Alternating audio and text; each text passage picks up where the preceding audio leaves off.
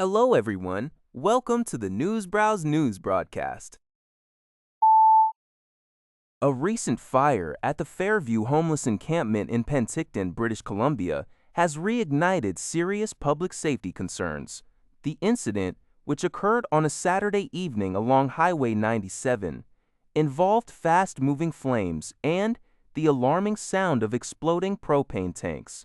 While no one was injured, Penticton Fire Chief Mike Larson described the danger as significant. Local businesses and residents are increasingly frustrated, demanding immediate action and improved support services for those living at the encampment. City officials from Global News note that their ability to intervene is limited because the encampment is located on provincial land. The province had previously sought an injunction to dismantle the site in February, but the case is currently on hold. The Ministry of Transportation continues to monitor the site and provides fire mitigation supplies to residents. Federal Environment Minister Julie Dabrusin announced that Ottawa chose not to enforce the federal standard for Alberta's industrial carbon price as a gesture of cooperation with the province, aiming to avoid protracted legal disputes.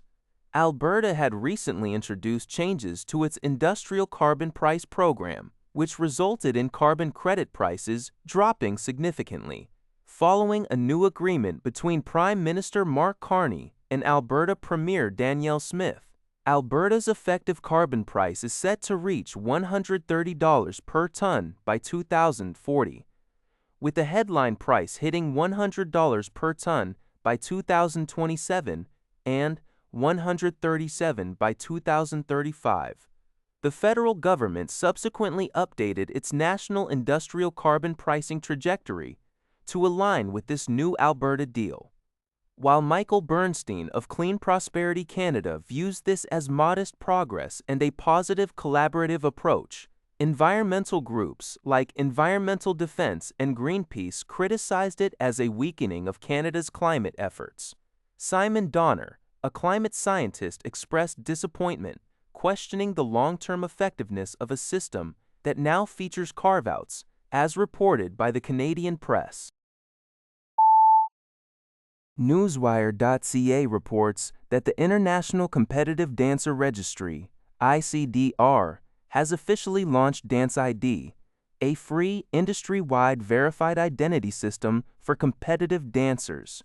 This platform introduces the first shared identity layer designed to address critical concerns around digital safety, consistent identity verification, and fragmented data systems within the competitive dance industry. The initiative comes amidst rising global worries about youth digital exploitation and identity theft, with innocent performance-related content often being misused. danceID offers a portable privacy-first verification system, empowering studios, families, and organizations with full control over permissions and access, adaptable to diverse community needs. A significant milestone is its integration with DanceBug, a leading media provider for over 725 events per season.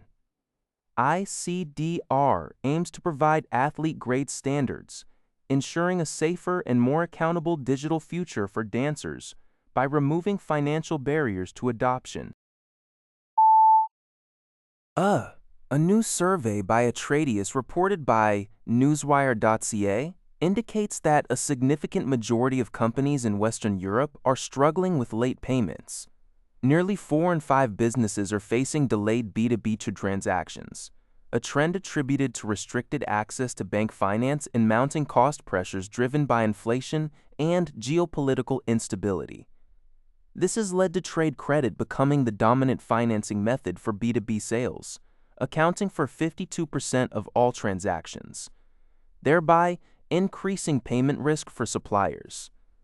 Businesses across the region are experiencing a squeeze on their working capital due to these payment delays, which lock up essential funds. Many are increasingly reliant on external finance, often at higher costs.